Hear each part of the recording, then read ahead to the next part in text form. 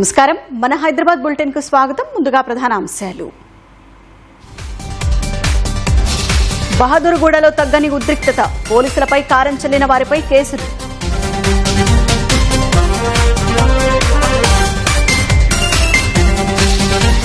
హైదరాబాద్ లో ఇళ్లు లేని పేదలకు తీపి కబురు, రేపు 1,00,000 ఎల్ఐజీ ఇందిరమ్మ ఇళ్లకు శ్రీకారం. సైఫాబాద్ స్టీల్ బ్రిడ్జ్ పనులు పూర్తి, త్వరలో ప్రారంభిస్తామన్న జీహెచ్ఎంసీ.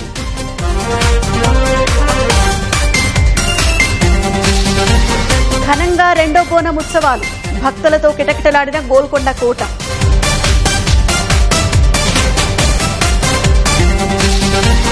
హైటెక్స్ లో మిఠాయి ఎగ్జిబిషన్, రుచులను ఆస్వాదించిన స్వీట్స్ లవర్స్.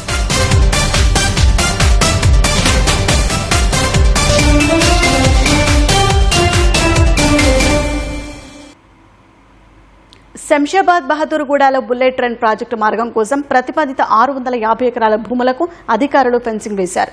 ఊరి మొత్తాన్ని తమ అధీనంలోకి తీసుకున్న పోలీసులు బయట వ్యక్తులు ఎవరు వెళ్లకుండా పహారా కాస్తున్నారు. రైతులు పట్టాలేని భూమితో ఇబ్బందుల కంటే ప్లాట్లు తీసుకోవడం మంచిదని ఎమ్మెల్యే ప్రకాష్ గౌడ్ సూచించారు. బుల్లెట్ ట్రైన్ పేరుతో భూములు గుంజుకుంటే చూస్తూ ఊరుకోబోమని సబితా ఇంద్రారెడ్డి హెచ్చరించారు. అటు పోలీసులపై కారించలిన వ్యవహారంలో బీఆర్ఎస్ బీజేపీ నేతలు సహా 36 మంది మహిళా స్థానిక రైతులపై పోలీసులు కేసులు నమోదు చేశారు. శంషాబాద్ మండలం బహదూర్గూడలో బుల్లెట్ ట్రైన్ ప్రాజెక్టు కోసం ప్రతిపాదిత 650 ఎకరాల భూములకు అధికారులు ఫెన్సింగ్ వేశారు. భూసేకరణకు వ్యతిరేకంగా వెలిసిన రైతుల దీక్షా శిబిరాన్ని హైడ్రా సిబ్బంది తొలగించారు. దీక్షా శిబిరం వద్ద కూడా ఫెన్సింగ్ వేశారు. బయటి వ్యక్తులు లోపలికి రాకుండా బహదూర్గూడ చుట్టూ పోలీసులు పహారా కాస్తున్నారు. ఊరి మొత్తాన్ని ఆధీనంలోకి తీసుకుని భారీ బందోబస్తు ఏర్పాటు చేశారు. బుల్లెట్ ట్రైన్ ప్రాజెక్టు కోసం భూమి కేటాయింపుపై రైతులు అభ్యంతరం వ్యక్తం చేస్తున్నారు. మార్కెట్ విలువకు తగ్గ పరిహారం లేదా భూమి ఇవ్వాలని డిమాండ్ చేస్తున్నారు. చుట్టుముట్టు పించింగ్ వేసిరు, కరెంట్ బంద్ చేసిరు, అన్ని విధాలుగా నీళ్ళు లేవు. పిల్లలు చిన్న పిల్లలు అంతా ఏడుపులు వాళ్ళు అంతా భయకాంతంగా చేసిరు. మేమైనా ఉగ్రవాదులమా సార్? మా డిమాండ్ ఒకటే, మేమేం పొలం ఇవ్వమని అన్నలే. మాకు 1000 నుంచి 1200 గజాలు ఇవ్వాలి, 20-30 లక్షలు పరిహారం ఇవ్వాలి. మాకు అయితేనే మాకు ఆధారం. ఎవరు రైతులు ఎక్కడ వెళ్ళాలి, ఏం చేయాలి, వాళ్ళ పరిస్థితి ఏంది? చిన్న పిల్లలు ఉన్నారు, చదువుకోవాలని స్కూల్ కోనియలేదు, ఎక్కడ పోనీయలేదు. వాళ్ళకు ఏంది అన్యాయంగా జరగకపోతే ఏంది? ఇది కరెక్టా? ఇది బహదూర్గూడలో భూమి కోల్పోతున్న రైతులకు న్యాయం చేస్తామని రాజేంద్రనగర్ ఎమ్మెల్యే ప్రకాష్ గౌడ్ హామీ ఇచ్చారు. ఎకరానికి 600 గజాల చొప్పున హెచ్ఎండిఏ లేఅవుట్ ప్లాట్లు కేటాయిస్తామన్న ఆయన రైతులు 800 గజాలు ఇవ్వాలని డిమాండ్ చేస్తున్నారని చెప్పారు. రైతులు పట్టాలేని భూమితో ఇబ్బందుల కంటే ప్లాట్లు తీసుకోవడం మంచిదని ప్రకాష్ గౌడ్ సూచించారు. మొత్తం ఇది 1300 ఎకరాలు ల్యాండ్ మొత్తం అంతా కూడా, దాంట్లో 600 ఎకరాలు పట్టాలు ఇస్తానని కూడా చెప్పినాం. ఇంకొక 600 ఎకరాలు 500 గజాలు ఇస్తానని కలెక్టర్ గారు రైతులతో మాట్లాడడం కూడా జరిగింది.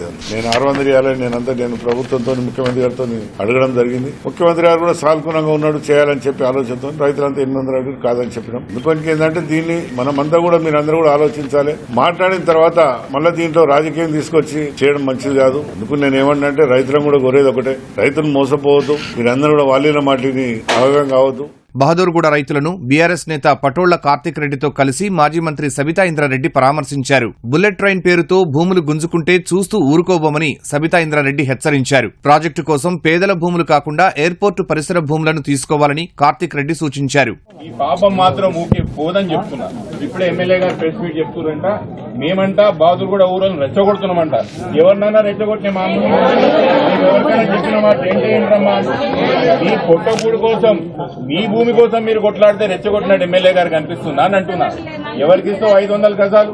రైతుల భూముల జోలికి రావద్దు, రైతుల భూములు తీసుకోవద్దు, రైతులకి పట్టా చేసి ఇవ్వమని ఈ ప్రభుత్వాన్ని డిమాండ్ చేస్తా ఉన్నా. రైతులను కూడా కోరుతా ఉన్నా, మీరందరూ ఒక్క మాట మీద ఉండండి, కొట్లాడదాం. ఇంకోటి ఆశ్చర్యం ఏంటంటే కోర్టుల కేసు ఉంటే కూడా, స్టే ఉంటే కూడా దౌర్జన్యంగా వచ్చి తీసుకుంటా ఉన్నారు. రైతులు వ్యవసాయం చేసుకుంటున్నారు, కొన్ని రైతులు అమ్ముకుంటేనన్నా వేరేల చేతిలో భూమి ఉంటే తీసుకోండి. మరి నిజమైన రైతులని, వాళ్ళ పశువులు అక్కడే ఉన్నాయి, వాళ్ళ పొలాలు, వాళ్ళ పంటలు వేస్తున్నారు. నిజంగానే మీకు బుల్లెట్ ట్రైన్ కావాలంటే, మీరు నిజంగా బుల్లెట్ ట్రైన్ వేస్తామంటే పక్కనే ఎయిర్పోర్ట్ లో 5000 ఎకరాలు ఉంది కదా, తీసుకోండి ఎయిర్పోర్ట్లకి వెళ్ళి. అసలు బుల్లెట్ ట్రైన్ ఏడికెళ్ళి ఏడుకొస్తుందని సర్వే చేసిండ్రా? కనీసం రైతులకు చెప్పిండ్రా? మరి సర్వేనే చేయకపోతే, ఎక్కడి నుండి ఎక్కడికి వస్తుందో చెప్పకపోతే, ఏ రైతు భూమి పోతుందో చెప్పకపోతే, ఈ 600 ఎకరాలలోనే తిరుగుతుందా బుల్లెట్ ట్రైన్? బహదూర్గూడలో పోలీసులపై కారం చల్లిన వ్యవహారంలో బీఆర్ఎస్ బీజేపీ నేతలతో పాటు మొత్తం 36 మంది మహిళా స్థానిక రైతులపై పోలీసులు కేసులు నమోదు చేశారు. ప్రభుత్వ విధులకు ఆటంకం కలిగించినట్లు ఆరోపిస్తూ పి కార్తిక్ రెడ్డి, పి రాజభూపాల్, సెవెల్ల మహేందర్, ప్రదీప్ రెడ్డి తదితర రాజకీయ నేతలపై కేసు నమోదు చేసినట్లు పోలీసులు తెలిపారు. హైదరాబాద్లో ఇళ్లు లేని పేదలకు ప్రభుత్వం తీపి కబురు చెప్పింది. నగరంలో పేదల సొంతింటి కలను నిజం చేయబోతున్నట్లు గృహ నిర్మాణ శాఖ మంత్రి పొంగులేటి శ్రీనివాసరెడ్డి తెలిపారు. క్యూర్ పరిధిలో 1,00,000 ఎల్ఐజీ ఇందిరమ్మ ఇళ్లకు రేపు శ్రీకారం చుట్టబోతున్నట్లు వెల్లడించారు. ఇందుకోసం దరఖాస్తు విధానం, అర్హతలు, బ్రోచర్ను విడుదల చేస్తామని మంత్రి వివరించారు.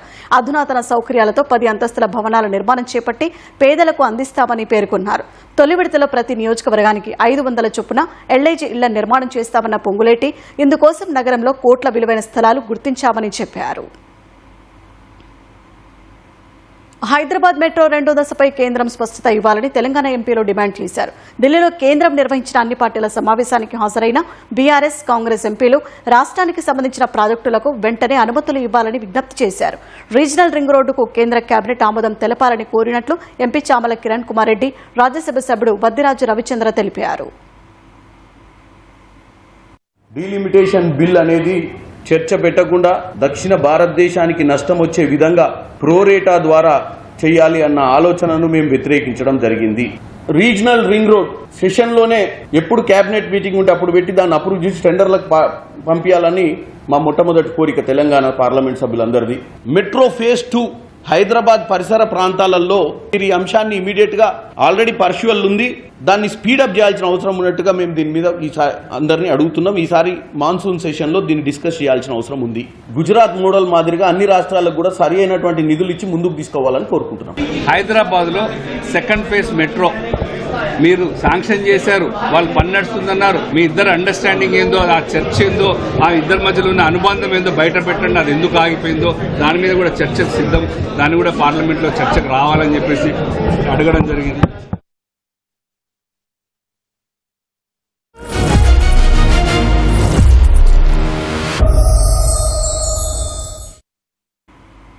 నగరవాసుల ట్రాఫిక్ కష్టాలు తీర్చడంలో ఫ్లైఓవర్లు, అండర్ పాస్లదే కీలక పాత్ర. వీటిని నిర్మించేందుకు ప్రభుత్వం భారీగానే ఖర్చు చేస్తోంది. ఈ నేపథ్యంలో పాత బస్తీలోని సైఫాబాద్ 620 కోట్ల వ్యయంతో 3.3 కిలోమీటర్లు చేపట్టిన స్టీల్ బ్రిడ్జి నిర్మాణ పనులు దాదాపు పూర్తయ్యాయి. మిగతా పనులను త్వరలో పూర్తి చేసి అతి త్వరలో స్టీల్ బ్రిడ్జి ప్రారంభించాలని జీహెచ్ఎంసీ సంకల్పించింది. ఆగస్టు 2వ వారంలో ఈ ఫ్లైఓవర్ను వాహనదారులకు అందుబాటులోకి తీసుకురావాలని ప్రణాళికలు చేస్తోంది. ఆ విషయాలంటూ మా ప్రతినిధి భాస్కర్ అందిస్తారు. హైదరాబాద్ ట్రాఫిక్ కష్టాలు తీర్చేలా మరో అధునాతన స్టీల్ బ్రిడ్జ్ అందుబాటులోకి రాబోతుంది. ఇప్పటికే విద్యానగర్ లో ఉన్నటువంటి స్టీల్ బ్రిడ్జ్ కు మించి దానికంటే పొడవైనటువంటి 3.300 మీటర్ల ఉన్నటువంటి స్టీల్ బ్రిడ్జ్ నిర్మాణం జరుగుతోంది. ఇప్పటికే పూర్తి స్థాయికి వచ్చినటువంటి నిర్మాణ పనులు మరికొద్ది రోజుల్లో అంటే దాదాపు ఆగస్టు నెలాఖరులోగా ఈ యొక్క స్టీల్ బ్రిడ్జ్ ని అందుబాటులోకి తీసుకురావాలని జీహెచ్ఎంసీ భావిస్తుంది. ఏదైతే పాత బస్తీలో ట్రాఫిక్ కష్టాలు తీర్చేలా ఇటు చంచల్గూడ జైలు, ఓవైసీ హాస్పిటల్ సమీపాన ఉన్నటువంటి యాదగిరి థియేటర్ వరకు ఈ యొక్క 3 కిలోమీటర్ల 300 మీటర్ల దూరంలో ఈ యొక్క స్టీల్ బ్రిడ్జ్ అయితే నిర్మాణం చేపట్టింది. నగరంలో 2వ స్టీల్ బ్రిడ్జిగా నిర్మితం అవుతున్నటువంటి ఈ యొక్క సైఫాబాద్ స్టీల్ బ్రిడ్జి కోసం దాదాపు ఎస్ఆర్డీపీ నిధుల నుంచి దాదాపు 620 కోట్ల రూపాయలు వెచ్చిస్తున్నారు.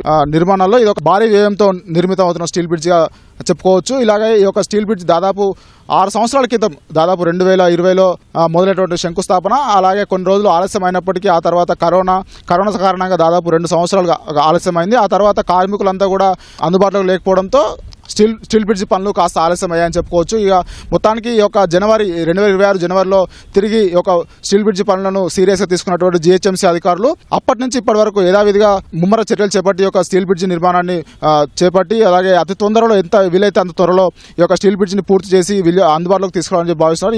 ఈ క్రమంలో భాగంగానే ఇటు చంచల్గూడ జైలు నుంచి ఇటు ఏదైతే సంతోష్ నగర్ యాదగిరి థియేటర్ వరకు సాగుతున్న ఈ నిర్మాణ పనుల్లో దాదాపు అన్ని రకాల పనులు పూర్తయ్యాయి. ఏదైతే వాహనదారులు ఈ యొక్క బ్రిడ్జ్ పైకి ఎక్కాలనుకున్న వాహనదారులు కూడా ఈ యొక్క అప్ ర్యాంప్స్, డౌన్ ర్యాంప్స్ వల్ల వారు సునాయాసంగా బ్రిడ్జ్ ఎక్కడం దిగడం లాంటివి చేసుకోవచ్చు. సో ఈ యొక్క స్టీల్ బ్రిడ్జ్ లో ప్రత్యేకంగా చెప్పుకోవచ్చు. 620 crores project 3.3 kilometres including ramp ఉన్న ప్రాజెక్ట్స్. దీనివల్ల చాలా టైం తగ్గుతుంది. 40 to 45 మినిట్స్ మీరు ఈ ట్రాఫిక్ లో మీరు వెళ్తున్నారు. ఇప్పుడు ఇక్కడ నుంచి అక్కడ క్రాస్ చేయాలైనా ఇప్పుడు 8 మినిట్స్ లో క్రాస్ చేయడానికి అవకాశం ఉంటుంది. దాంతోపాటు ఈ క్రూషియల్ జంక్షన్ లో సైదాబాద్ నుంచి ఎవరైనా హైదరాబాద్ వెళ్ళడం దానికి ఇది చాలా ఇంపార్టెంట్ ఫ్లైఓవర్. అప్ ర్యాంప్స్ వరకు అండ్ డౌన్ ర్యాంప్స్ వరకు రిటైనింగ్ వాల్ వర్క్ ఉన్నాయి. అది చాలా స్లో వర్క్, అది చాలా పగడబందిగా చేయాలి. ఆ పని అయినా will be open for traffic from next month నుంచి ఓపెన్ చేయడం సిద్ధంగా ఉన్నాం. ఇంతకుముందు చాలా ట్రాఫిక్ ఇక్కడ మన కర్మాన్ ఘట్ పోయేది, ఇక్కడ ఈది బజార్ పోయే రోడ్ పోయేది చాలా ఇబ్బంది ఉండే చౌరస్తా కాడ. ఇది ఓపెన్ అయితే చాలా ఇబ్బందిగా పైకి నుంచి వెళ్ళిపోవచ్చు. చంద్రంగుట్ట పోయేటోళ్ళు, ఇక్కడ సంతోష్ మన करमान घाट पेट्रोल. अभी अगर ब्रिज अगर ओपन हो गया ना तो प्रॉब्लम खत्म हो जाता. अभी जो ब्रिज की वजह से ट्रैफिक भी है, बहुत सालों से काम चल रहा था, पेंडिंग वर्क चल रहा है.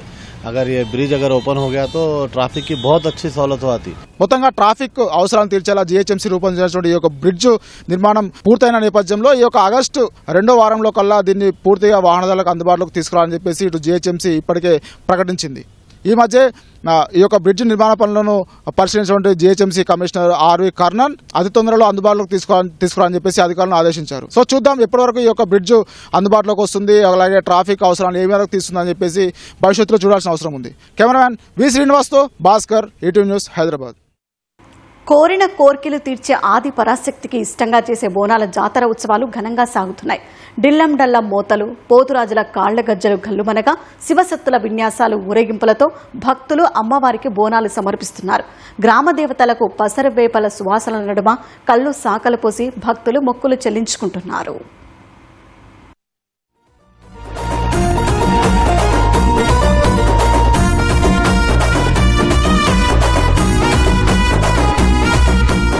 జగదాంబిక మహంకాళి అమ్మవారి ఆలయంలో రెండో బోనం ఉత్సవాలు ఘనంగా సాగాయి. తొలి ఆదివారం కావడంతో భక్తులతో గోల్కొండ కోట కిటకిటలాడిపోయింది. డప్పు చప్పుళ్లు, శివసత్తులు, పోతురాజుల విన్యాసాల నడుమ భక్తులు అమ్మవారికి బోనం సమర్పిస్తున్నారు.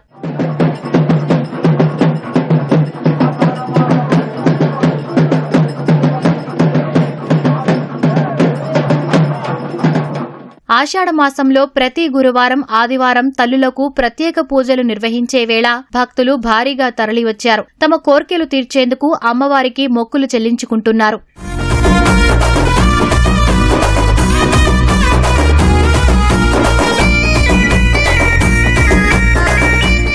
నెల రోజుల పాటు ఘనంగా నిర్వహించే ఈ సంబరాల్లో పలు సాంస్కృతిక కార్యక్రమాలు చేపట్టారు. పోతురాజుల విన్యాసాల్లో ఉత్సాహంగా పాల్గొన్న భక్తులు చేతిలో కొరడా పట్టుకుని నృత్యం చేశారు.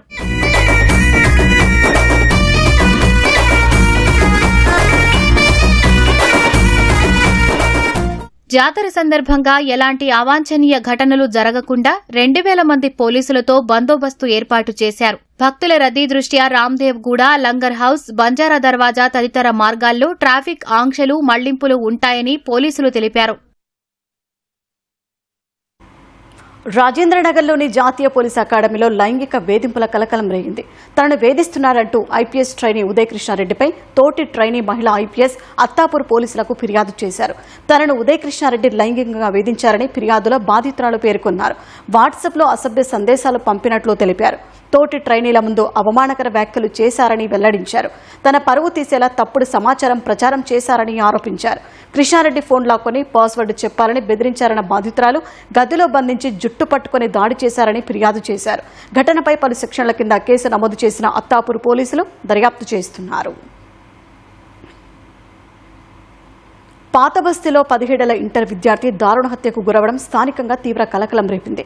కాలపత్తర్ పోలీస్ స్టేషన్ పరిధిలోని టేక్రేలో ఫైజ్ మొహమ్మద్ అలియాస్ అజాన్ను కొందరు దుండగులు దాడి చేసి హతమార్చారు. తీవ్ర గాయాలతో అజాన్ అక్కడికక్కడే మృతి చెందాడు. సమాచారం అందుకున్న పోలీసులు ఘటనా స్థలానికి చేరుకుని క్లూస్ టీంతో ఆధారాలు సేకరించారు. మృతదేహాన్ని పోస్టుమార్టం కోసం ఉస్మానియాకు తరలించారు. కేసు నమోదు చేసుకుని దర్యాప్తు చేపట్టారు.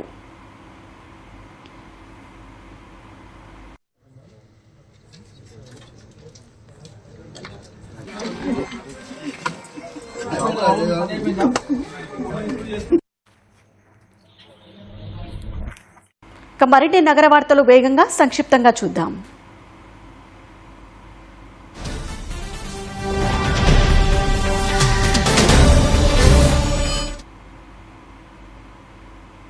ప్రజలు క్రమం తప్పకుండా వైద్య పరీక్షలు చేయించుకోవాలని బీజేపీ రాష్ట్ర అధ్యక్షుడు రామచంద్రరావు సూచించారు. తార్నాకల ఉచిత వైద్య ఆరోగ్య శిబిరానికి ఆయన హాజరయ్యారు. వైద్య సేవలను వినియోగించుకోవాలని పిలుపునిచ్చారు. ఉప్పల్ భగాయత్ ఫేజ్ 2 అభివృద్ధికి ప్రభుత్వం ప్రత్యేక దృష్టి సారించిందని కాంగ్రెస్ నేత పరమేశ్వరరెడ్డి పేర్కొన్నారు. కాలనీవాసులతో కలిసి పాదయాత్ర చేసిన ఆయన డ్రైనేజీ, వీధి దీపాల వంటి సమస్యలను పరిష్కరిస్తామని తెలిపారు. ఎస్ఆర్ నగర్, బాపునగర్లో 4 లక్షల విలువైన హిమాలయన్ బైక్ చోరీ గురైంది. హాస్టల్ ముందు పార్క్ చేసిన బైక్ను గుర్తు తెలియని వ్యక్తి చాకచక్యంగా ఎత్తుకెళ్లాడు. ఫుటేజ్ ఆధారంగా నిందితుడి కోసం పోలీసులు గాలిస్తున్నారు.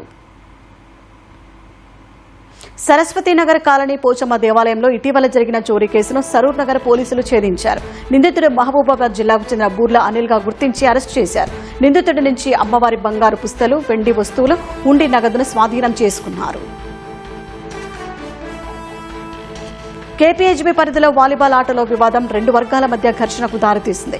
మద్యం సేవించి కర్రలతో దాడి చేసుకున్నారు. పోలీసులు ఘటనా స్థలికి చేరుకుని పరిస్థితిని అదుపు చేశారు. గొడవలో 2 గాయాలయ్యాయి.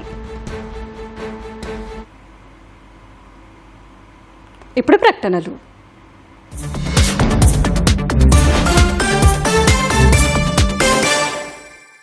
జీవితంలో ప్రతి క్షణాన్ని మధురంగా మార్చుకునేందుకు కుచ్ మీఠా హో జాయ్.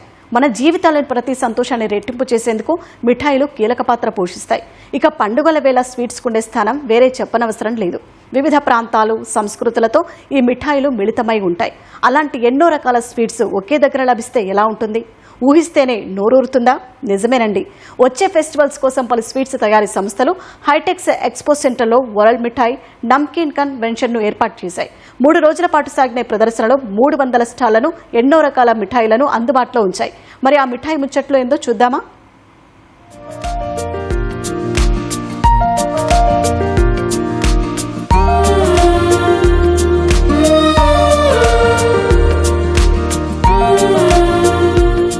మాటలకందని భావాలను ఒక చిన్న మిఠాయి ముక్కతో చెప్పవచ్చు. చిన్న విజయాల నుంచి పెద్ద వేడుకల వరకు స్వీట్స్ కు ఉండే ప్రత్యేక స్థానమే వేరు. మన జీవితాల్లో అంతగా భాగమైన స్వీట్స్ ను మాదాపూర్ హైటెక్స్ లో ప్రదర్శించారు. 3 రోజుల పాటు నిర్వహించిన వరల్డ్ మిఠాయి నమ్కీన్ కన్వెన్షన్ పర్చేసింగ్ ఎక్స్పోలో పలు దేశాలకు చెందిన స్వీట్స్ సంస్థలు 300 స్టాళ్లను ఏర్పాటు చేశాయి. Dry fruits, nuts, flavours, food processing machinery, packaging equipment, automation technologies, gifting solutions సహా పూర్తి సప్లై చైన్ ను ఈ ప్రదర్శనలో ఉంచారు.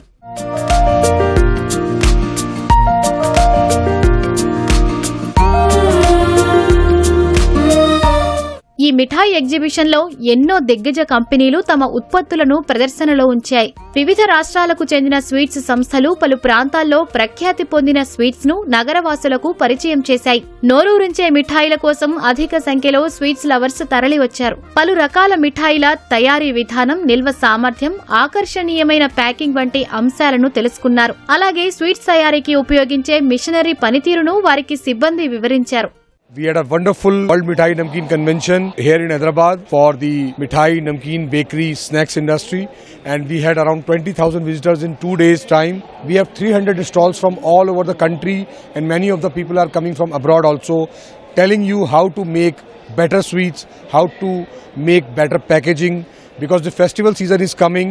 So this show is focusing on the new product launches so that you can make new products and new packagings for the festival season. हमारी राजस्थानी जो special cuisines है, special मिठाइयाँ हैं जिसका हम यहाँ डिस्प्ले कर रहे हैं. डीएमवी जाना जाता है देश के अंदर ट्रेडिशनल मिठाइयों के लिए, और इनोवेशन के साथ उनको हम इनोवेटिव पैकेजिंग के अंदर हम पूरे देश में लेकर आए. ऐसी एक हमारी मिठाई है जिसके लिए डीएमवी जाना जाता है, वो है हमारा देसी घी का मालपुआ. आप लोगों को पता है कि मालपुआ एक ऐसा प्रोडक्ट है जो कि 3000 साल पुरानी मिठाई है. हमारे वेद में भी लिखा हुआ है. डीएमवी उसको एक्सटेंडेड शेल्फ लाइफ के साथ 4 मंथ्स की शेल्फ लाइफ के साथ लेकर आया, और आपको सभी क्विक कॉमर्स प्लेटफॉर्म पे और मॉडर्न रिटेल स्टोर्स पे भी जानने को, देखने को मिलेगा. మిఠాయి తయారీ రంగంలో రాణించాలనుకునే వారికి వరల్డ్ మిఠాయి నమ్కీన్ కన్వెన్షన్ ఒక వేదికైంది. వ్యాపార అనుభవాలు, మెళకువలు నేర్చుకునేందుకు ప్రదర్శన ఎంతో దోహదపడిందని యువ పారిశ్రామికవేత్తలు తెలిపారు.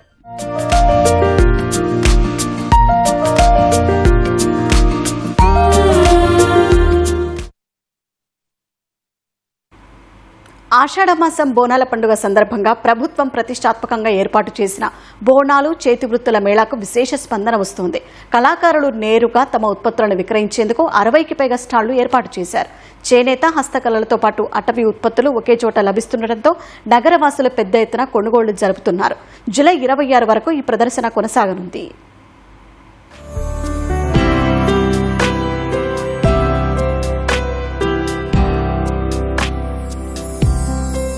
తెలంగాణ సంస్కృతి, కుల వృత్తులకు అద్దం పట్టేలా ప్రభుత్వం హైదరాబాద్ నడిబొడ్డున చేతి వృత్తుల మేళాను ఎంతో ప్రతిష్టాత్మకంగా ఏర్పాటు చేసింది. కళాకారుల శ్రమకు తగిన ఫలితం దక్కేలా తమ ఉత్పత్తులు నేరుగా ప్రజలకు విక్రయించుకునేందుకు సచివాలయం సమీపంలో వేదిక ఏర్పాటు చేసింది. సుమారు 60కి పైగా స్టాల్స్ తో కొలువుదీరిన ఈ ప్రదర్శనలో కళాకారుల సృజనాత్మకత నగరవాసులను విశేషంగా ఆకట్టుకుంటోంది.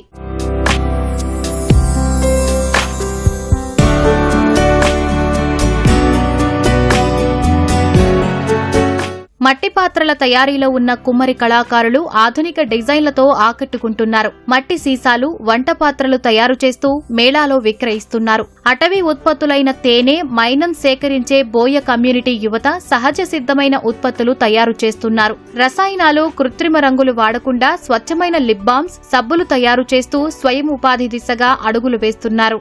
ఇప్పుడు కుండలు పాత మోడల్ అనేది కాకుండా కరోనా టైంలో మేము గుజరాత్, ఢిల్లీ, ఖానాపూర్, బెల్గాం దగ్గర 3 జాగాల ట్రైనింగ్ తీసుకొని ఈ పని కొనసాగిస్తూనే ఉన్నాము. ఇప్పుడు ఈ కొత్త డిజైన్ వర్క్ ఇలా మేళాలకు తిరుగుతూనే ఉన్నాము. 5 సంవత్సరాల నుంచి రోజుకు 2000 నుంచి 3000 రూపాయల వరకు సేల్ అవుతూ ఉంటుంది. సో మా యొక్క బోయ కమ్యూనిటీ వృత్తి ఏంటంటే తేనె సేకరించడం.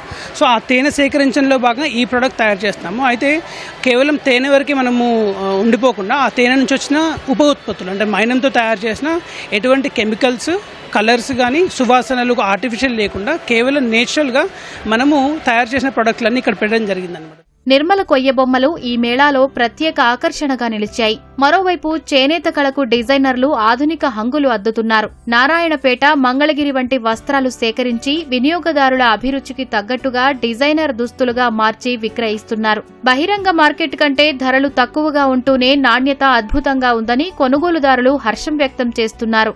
మాకు ఒక ప్లాట్ఫామ్ క్రియేట్ చేసి మేము వీవర్స్ దగ్గర నుంచి అన్ని డిఫరెంట్ ఫ్యాబ్రిక్స్ ప్రొక్యూర్ చేస్తాము, వీవర్స్ని ప్రమోట్ చేస్తాము.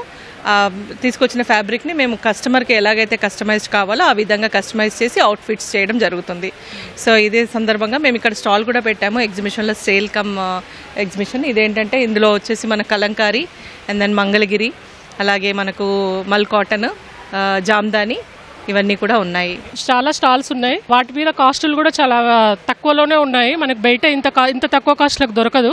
ఇంకా చాలా డిఫరెంట్ ప్రోడక్ట్స్ ఉన్నాయి. ఇక్కడ జ్యువెలరీ తీసుకుంటున్నాము. జ్యువెలరీ కలెక్షన్ బాగుంది అండ్ అఫోర్డబుల్ ప్రైజెస్ లో ఉన్నాయి. పర్యావరణ హితమైన వస్తువులు, నాణ్యమైన ఉత్పత్తులను ప్రజలకు తక్కువ ధరకే చేరువ చేయడంతో పాటు అంతరించిపోతున్న చేతి వృత్తి కళలకు జీవం పోయడంలో ప్రభుత్వం ఏర్పాటు చేసిన మేళా విశేషంగా ఉపయోగపడుతోంది.